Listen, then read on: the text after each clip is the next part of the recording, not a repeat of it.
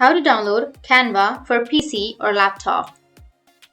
So if you want to download Canva for PC or laptop, then first what you can do is just simply go with your Microsoft Store. Search for Microsoft Store application on your PC or laptop and go with search, which is on the upper side of your screen.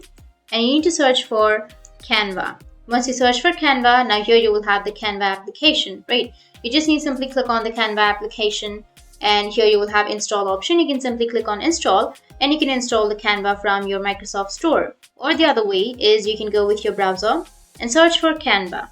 Once you've searched, here you will have the www.canva.com, or just simply search for Canva download and click on the Canva for Windows desktop app, and here you will have download Canva for Windows or for Windows 10 or later. And it's also available on Mac OS, iOS, and Android.